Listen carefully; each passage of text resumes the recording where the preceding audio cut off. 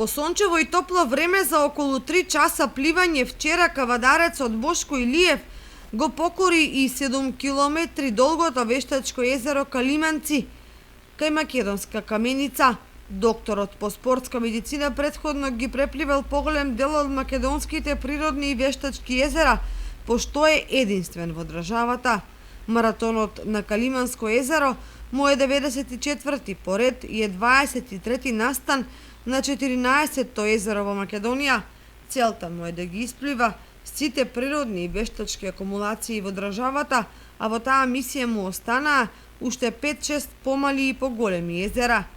Покрај другите пораки кои ги испраќа до јавноста со своето пливање, Илиев ги потсетува одговорните дека бројните вештачки езера речиси воопшто не се искористени од рекреативно-туристички аспект и затоа тој сака да го сврти вниманието кон нив и потенцијалите кои тие ги нудат.